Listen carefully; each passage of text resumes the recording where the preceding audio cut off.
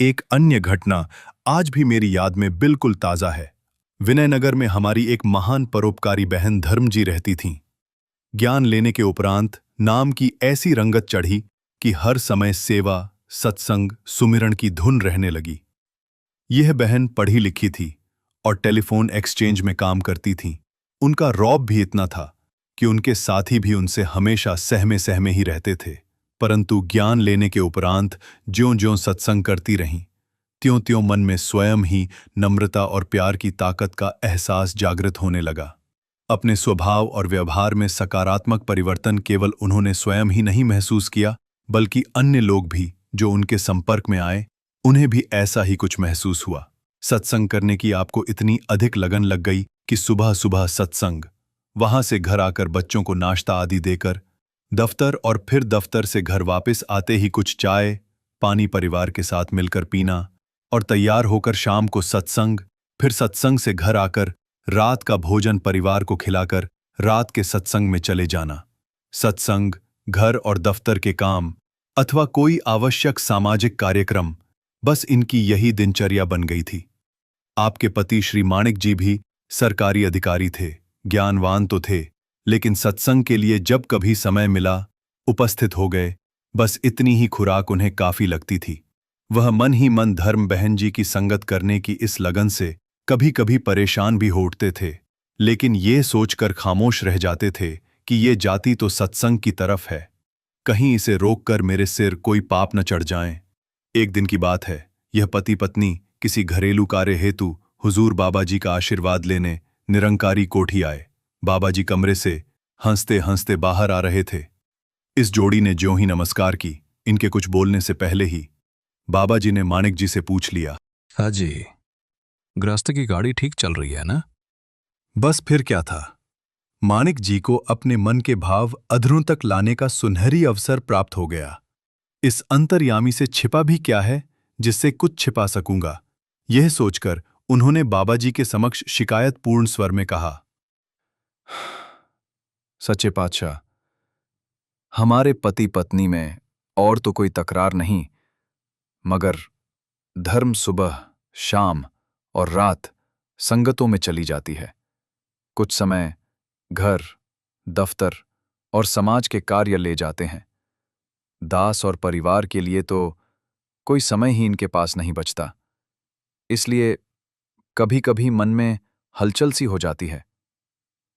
माणिक जी के यह शब्द सुनकर हुजूर ने धर्म जी के सिर पर हाथ फेरते हुए उनको समझाया, संगत तो चाहे एक ही मिल जाए, अगर हम ध्यान से, तन मन से हाजिर होकर सुने और जीवन में ढाल सकें, गुजारे के लिए इतना ही आम इंसान के लिए काफी है। हुजूर के वचन सुनते ही धर्म बहन जी उतावले होकर बोल उठे, बाबा जी, जिस महात्मा के घर में सत्संग होता है, वे मुझे प्यार से बुलाते हैं और बार-बार संदेश भेजते हैं। मैं संगतों के प्यार और उत्साह को कैसे ठुकरा सकती हूँ, जो राह में पलकें बिछाए मेरा इंतजार करती हैं। वास्तव में ये प्यार, ये उत्साह और सेवा भावना होती तो आपके लिए ही है। और आपने ही संतों, महापुरुषों को ये शिक्षा दी है कि मेरे गुरसिखों में मेरा रूप देखें। आप ही बताएं, मैं क्या करूं? एक तरफ परिवार की जिम्मेदारी और दूसरी तरफ संतों का प्यार।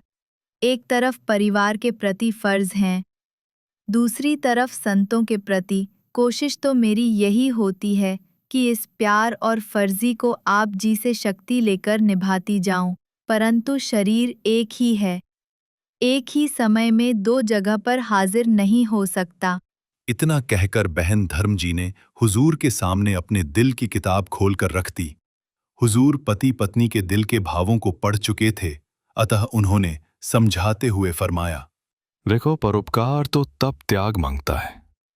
परोपकार के लिए शारीरिक, पारिवारिक और दिल को आकर्षित करने वाले भौतिक सुखों को भी त्यागना पड़ता है। समय में से समय, धन में से धन खर्च करना पड़ता है। परोपकार की राह पर चलने वालों को पूरे परिवार का सहयोग मिल जाए तो उनकी नाम रूपी कमाई भी बढ़ती रहती है और फल परिवार को बराबर का मिल रहा होता है। और हाँ, अगर सेवा सत्संग किसी वाह वाह की भावना के अधीन हो रही है तो इस पर अंकुश लगाना भी जरूरी है। आप जी ने 1-2 मिनट रुककर फिर फरमाना शुरू किया। मानिक जी, आपको यही लगता है ना कि धर्म आपको बहुत समय नहीं दे पाती है।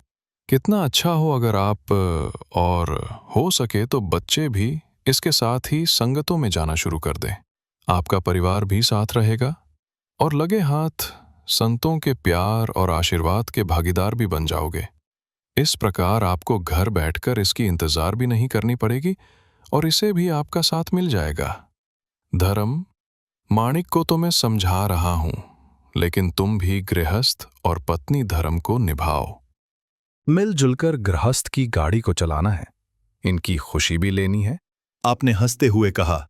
धर्म जी ने आशीर्वाद मांगा और महसूस किया कि जो पढ़ाई वो साध संगत में जाकर करते हैं, उसको अपने दैनिक जीवन में, समाज में भी प्रयोग करना है।